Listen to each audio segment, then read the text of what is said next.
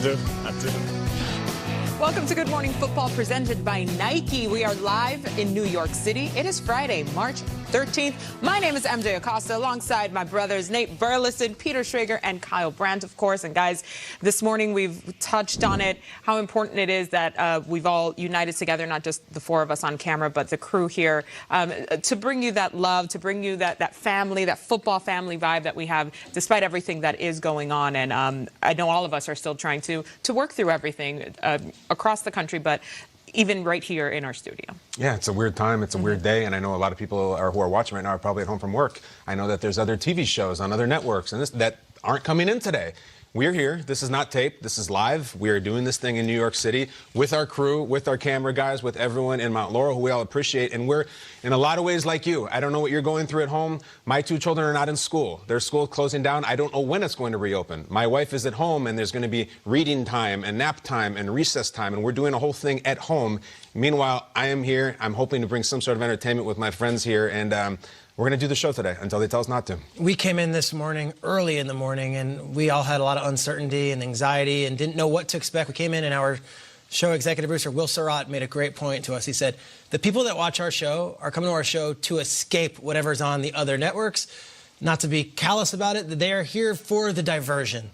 I thought it was a wonderful message. Football is so important to so many people. Of course, health is, of the utmost importance. But for a little sliver of your day, if we could bring you a little bit of joy, we're going to have fun. We're going to try to talk as much football as we can and serve as that outlet for you guys today. No doubt about it. I'll say something quickly. Whether this applies to you or to somebody you know, oftentimes we feel like race, religion, gender, sexual preference, your financial status, where you stand on the political spectrum, it makes us different, and it separates us as a country, separates us globally. What's happening now reminds us that viruses like this, diseases, death, they're blind to whatever you may think makes us different. So from the inside out, we are all affected the same. So as we're going through this, just understand, we're going to get through this. As a country, as a world, we're going to get through this. We don't just need each other right now. When we do get past this, and we will, just remember we need each other all the time, regardless, in good times and bad times. Forget the color of your skin or what God I pray to or how much money I have. Like, we should always be this close as a world. It shouldn't just be when tragedy hits. You feel me? Well said, Nate. Powerful words. Well said. And we're also covering how, the leagues, the sports leagues across the sports world have completely shut down. So we are following how this affects the NFL as well. And Peter, you have some more insight on the upcoming tasks for the National Football League and what it means in the grander scale. The back page of the New York Post today. The day the sports world stopped, Mike Vaccaro has a wonderful column on it. But it's NHL, it's Final Four, it's baseball, it's MLS, it's NBA, it's PGA. NFL has not stopped because the NFL is not in season, and there is still some business to take care of. And if you're an NFL fan, there's going to be action going on the next few days. One thing that's of most importance to me, Saturday night there is a CBA vote. What does that mean? The collective bargaining agreement. The NFL owners presented a plan to the players to vote on before all of this happened this week. When I say this, I mean this pandemic. Okay? So when the owners offered this deal to the players, there was a lot of talk of 17 games and of the way the practice squad is. In the last few weeks, these NFL owners have lost billions of dollars. And I think coming forward, as we move on, the money might change significantly. The world's economy is in a different place than it was, even when it was at the Combine. So if you're a player at home or if you're an agent to a player at the home, I just want everyone who is voting on this thing to read through everything and consider the global impact on it. If you do have a hard take in a position, great. Either way, good. Vote on that. Just be well informed when you make that vote before midnight, because it will affect not only this year, but the next 10 years. And I think today's current economic standpoint, where we are as a country, could significantly involve everyone in the NFL. And there are a lot of factors going into this as well. With more on how this is impacting the league, here's our NFL Network insider, Ian Rappaport.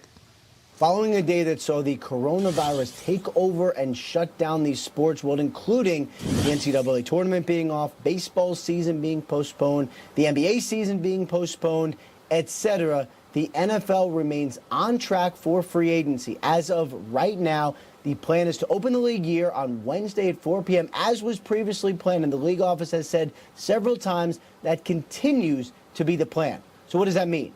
The CBA vote is going to conclude on Saturday at midnight, so we should know in the wee hours of Sunday morning whether or not the CBA got passed, what free agency is going to look like, and what rules teams will be operating under. Of course, there is also the franchise tag window. That is still, as of right now, slated to close at 11:59 a.m. on Monday. So 1 minute before the tampering period begins, teams should know who is franchised, who is transitioned, and who is not. And then the tampering window opens in the afternoon on Monday to kick off free agency. So amid the backdrop of the coronavirus, the NFL still going as planned. The only differing right now in the league's schedule is that the annual meeting in March was canceled, but the draft remains on track to be held in late April. Thanks, Ian. And we will, of course, keep you up to date on the latest around the league right here on Good Morning Football. But let's talk a little bit about a defensive standout from the 2019 season, guys. Buccaneers linebacker Shaq Barrett. Barrett is set to officially become an unrestricted free agent on March 18th. But as he told Willie McGinnis from a boat in Florida on Total Access last night, he thinks his future will still involve Tampa Bay. It's not broke. There's no reason for me to want to go try to fix something that's not broke. So I'm on board, but I still do understand it's a business. So I am prepared for anything, but emotionally, I think it's going to be down in Tampa. But as the business aspect, I'm prepared for whatever happens. What was the biggest difference, man, from last year to this year? Last year to this year, just the opportunity to actually be able to play and get into rhythms and not have to feel like I'm forcing anything out there, man. And then all the guys, everybody around me, our coaching staff, all our inside pass rushers, outside on the other side, everybody works so good together, man. That's why, there's no reason for me to want to get that up and go somewhere else.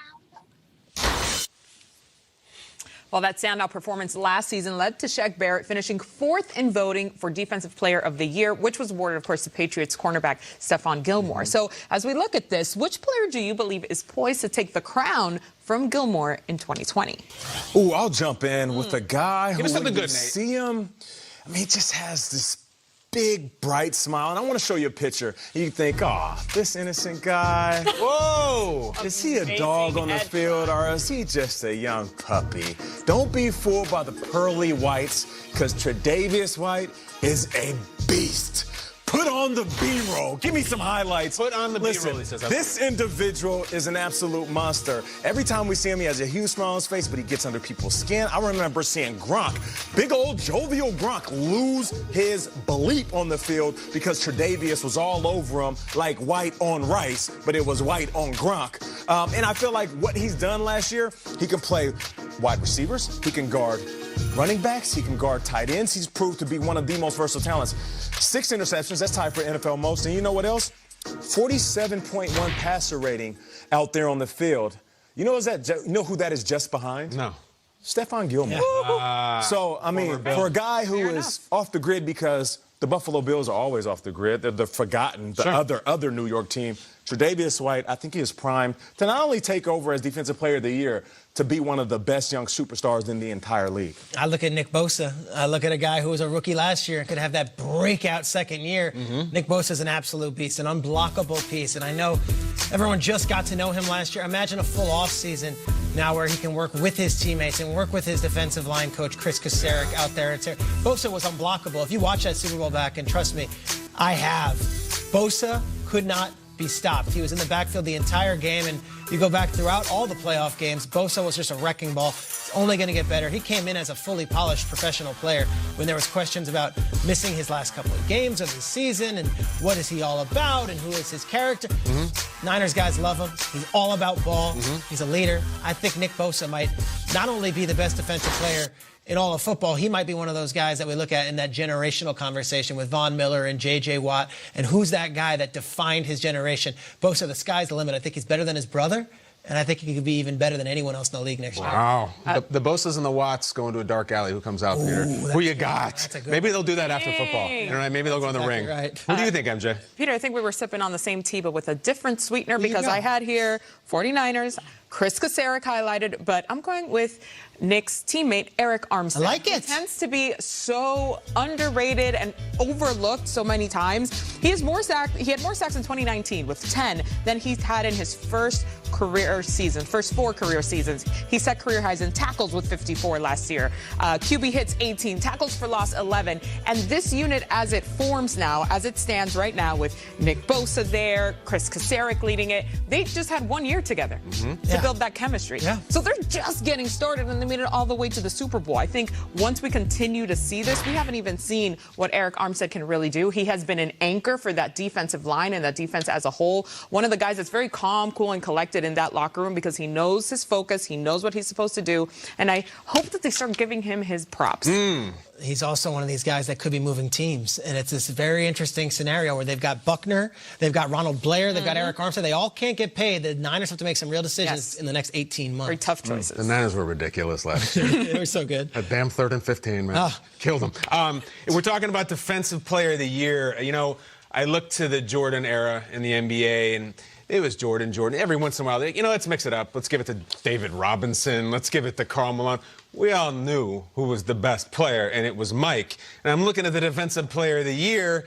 Stephon Gilmore had a nice year. Guys, I think if you would ask any coach in the NFL, if you can have one defensive player, it would be the defensive tackle for the Los Angeles Rams, and it's Aaron Donald. And every once in a while, Aaron Donald comes out of the clouds to remind us what an absolute alien he is. Did you see the most recent example? This is not a kick returner or an NBA player training. This is a defensive tackle throwing 300-pound medicine balls just to get some core work in. We've seen the knife training, the fast feet. Just look at this man. Sped up? Nate, that's regular. I think they might have slowed it down. That's Aaron. Bam, bam, core. It looks like fast forward, seriously. And I love all the players you guys mentioned. But, you know, Peter, there's a legendary story about the Milton Berle, and it has to do with just enough to win. Aaron Donald's like, you guys can do whatever you want. I'm Aaron Donald. I'm going to do just enough to win, just to show you guys who's the real man here. And I think it's Aaron Donald. He's the clubhouse favorite, and he will be till he retires. What are you laughing about? It's an unbelievable reference. Thank you. And I needed it today. You needed it? It's that kind of day. Peter, I'm doing just enough to win. You're doing Friars Club, and I'm here for it. Yes. I have to do it on TV. I can't do like he did. But that's it. That's Aaron Donald. Aaron Donald is a monster. He's not human. Always makes me feel inadequate when I see him. Talk about it. Come on.